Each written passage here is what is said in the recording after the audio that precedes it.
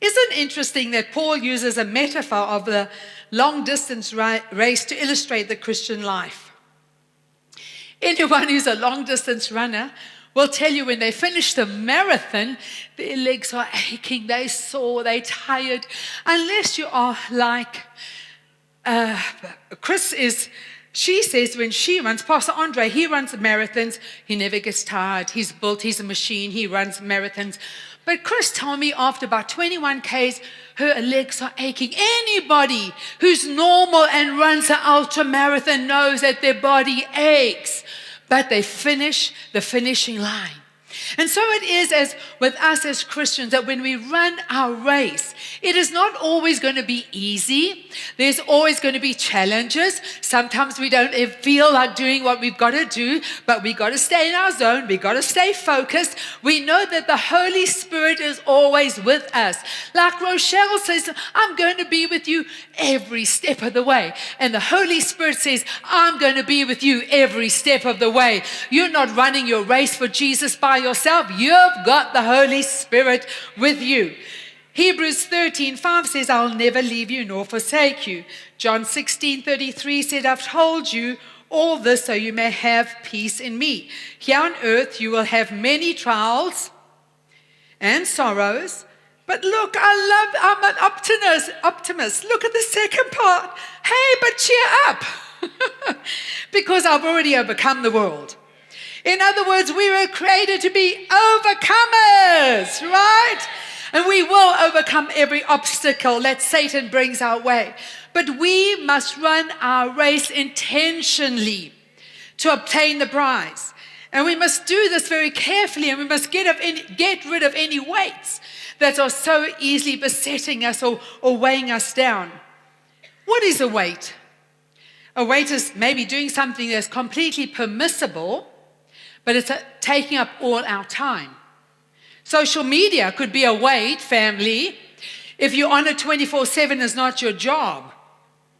Distractions is a weight. There are other weights, and no one wants to talk about, like the green-eyed monster called jealousy, or the bitterness or unforgiveness or fear or greed or jealousy, lust. They're going to weigh us down. They're going to deplete us of our energy.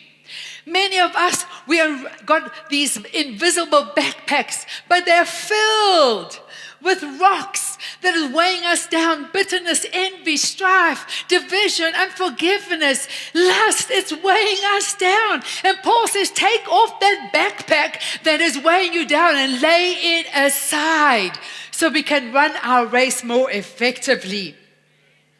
Listen to this. I did some studying. Do you know that in the first century, the runners at the Olympic Games, they would line up in the most colorful robes, and when they didn't have a gun in those days, they must have had a dong, and when that dong went boom, all the runners disrobed. But listen, guess what they had on underneath? Nothing. They were naked, just like they came out on their birthday. They were naked. We're not going back to the first century. We are running with clothes on. But they wanted to get rid of any weight that would hinder them in their race. And Paul says we got to get rid, family, of anything that's hindering us in our race. And even if it is a sin that we are battling with, let's deal with it and get rid of it. You know, we live in an age of rage, right? So Ephesians 4:26 says, in your anger, do not sin. Do not let the sun go down while you're still angry. Thank you for watching Dr. Bev's YouTube channel. We will continue to offer dynamic and uplifting highlights from Dr. Bev's messages.